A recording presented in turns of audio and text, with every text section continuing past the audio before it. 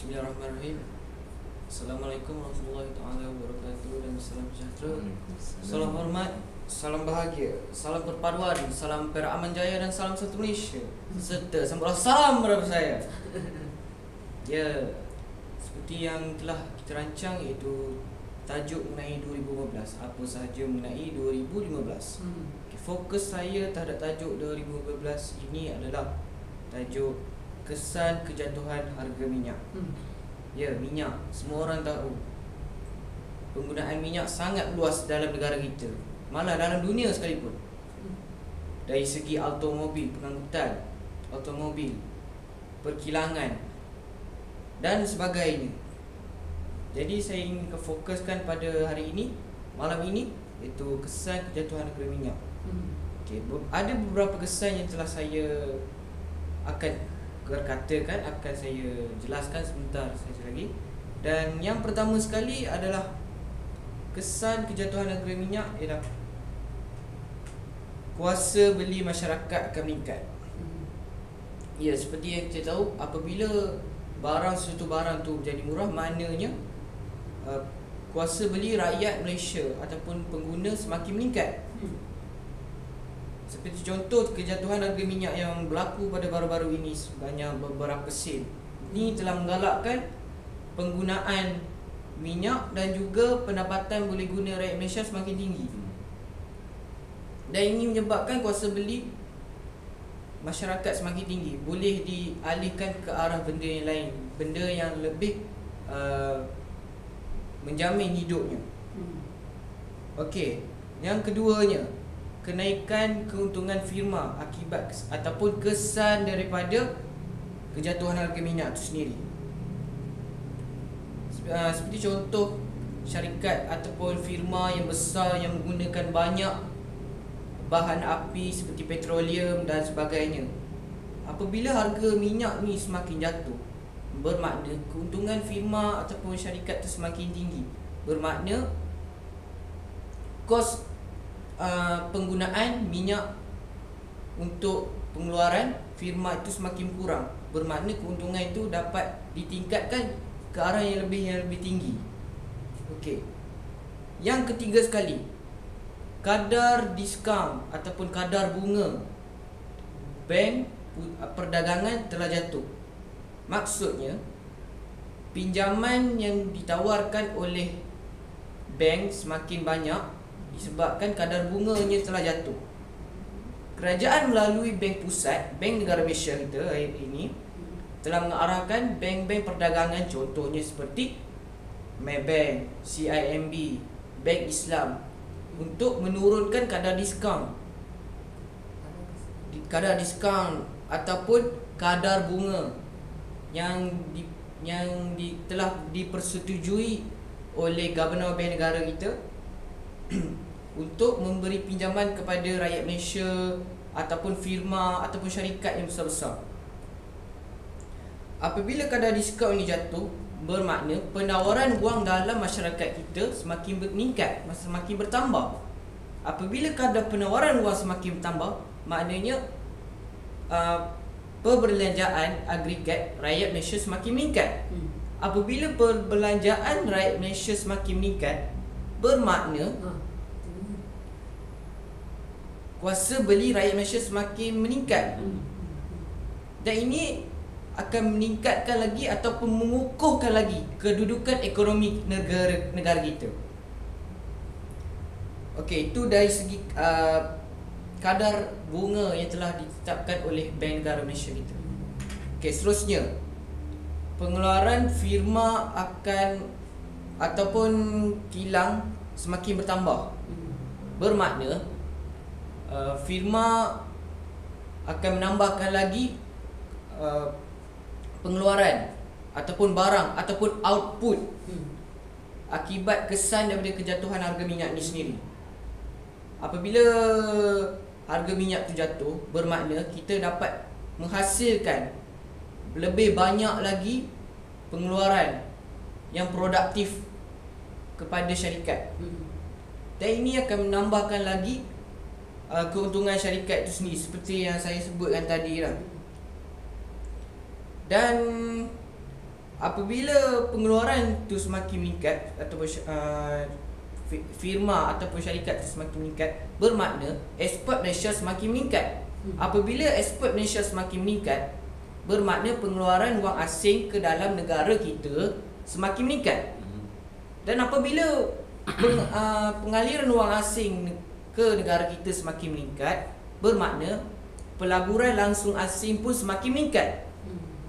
Dan apabila pelaburan langsung asing pun meningkat, bermakna ini akan menambahkan lagi bilangan pekerjaan kepada rakyat Malaysia. Apabila menambahkan lagi pekerjaan kepada rakyat Malaysia, ini akan meningkatkan lagi pusingan kadar ekonomi negara kita. Dan apabila meningkatnya kadar pusingan ekonomi negara kita, bermakna ini akan mengukuhkan lagi kedudukan ekonomi negara kita. Dan seterusnya akan berpusing mengikut keadaan ekonomi semasa kita. Dan ini akan meningkatkan lagi pelbagai infrastruktur yang dijalankan oleh kerajaan kita sendiri. Seperti contoh taman bunga untuk kemudahan rakyat, jalan raya, balai polis, pengangkutan awam dan sebagainya yang melibatkan penggunaan awam. Dan ini akan meningkatkan lagi taraf hidup rakyat kita sendiri. Bukan sahaja kepada keuntungan untuk negara, malah keuntungan kepada masyarakat atau rakyat negara yang kedudukan masyarakat itu sendirilah. Dan saya ingin menambah sedikit mengenai info apa saya yang telah baca sebelum ini, iaitu kesal kejatuhan harga minyak. Dia adalah mungkin daripada salah satu konspirasi daripada Amerika Syarikat itu sendiri yang ingin menjatuhkan harga minyak di dunia ini. Kenapa? Pertama sekali adalah disebabkan krisis antara Ukraine dan juga Russia. Ukraine ini telah pro kepada Barat, iaitu berpaksikan Amerika Syarikat. Dan Russia ini sendiri negara komunis, tidak suka kepada pro-demokrasi. Bermakna mereka ini lawan.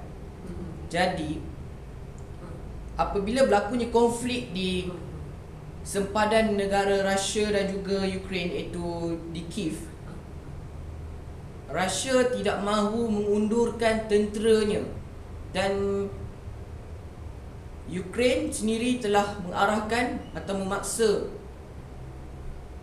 Russia untuk berpatah balik, mengundurkan tenteranya.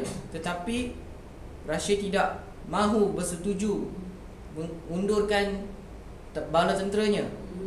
Jadi dengan itu, Ukraine telah berpakat dengan Amerika itu sendiri untuk menambahkan lagi pengeluaran minyak.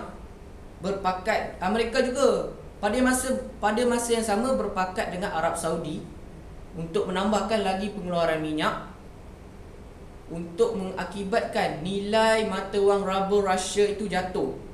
Apabila pengeluaran minyak itu semakin meningkat, bermakna harga minyak akan jatuh. Dan ini akan menyebabkan tekanan ekonomi kepada negara Russia itu sendiri yang dipimpin oleh Presiden Vladimir Putin itu sendiri.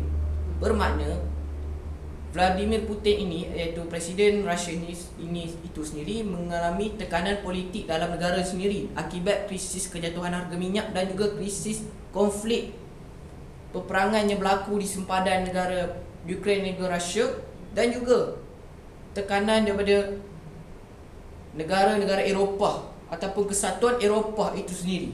Jadi ini bermakna ini adalah salah satu taktik Amerika Syarikat untuk menjatuhkan negara Russia pada pandangan saya lah. Pada pandangan saya dan juga pembacaan saya sebelum ini di dalam akhbar yang menyatakan bahawa krisis kejatuhan harga minyak ini adalah berpunca daripada Pakatan Amerika Syarikat dan juga Arab Saudi. Walaupun negara Arab Saudi ini satu buah negara monarki yang beragama Islam, tetapi ada kalanya tidak melambangkan Islam itu sendiri. sanggup berpakat dengan Amerika yang bersekongkolkan Yahudi untuk menjatuhkan negara Islam itu sendiri. Kita boleh lihat negara-negara Arab, negara-negara Teluk yang sudah musnah banyakkannya, seperti Syria, Palestin dan juga negara-negara Arab yang lain, disebabkan campur tangan kuasa politik Amerika Syarikat sendiri terhadap negara Teluk. Itu saja yang saya dapat kongsikan bersama anda semua malam ini. Saya harap apa yang saya sampaikan ini menjamin satu info atau input yang baik pada anda semua.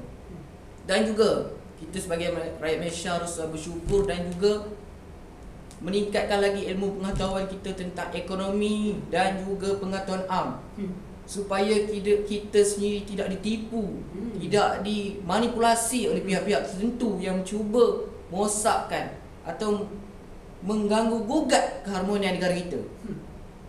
Jadi perlulah kita bersama meningkatkan ilmu pengetahuan. Sekian, wabillahi wal taufiq wa hidayah. Wassalamualaikum warahmatullahi wabarakatuh. Terima kasih. Okey, terima kasih.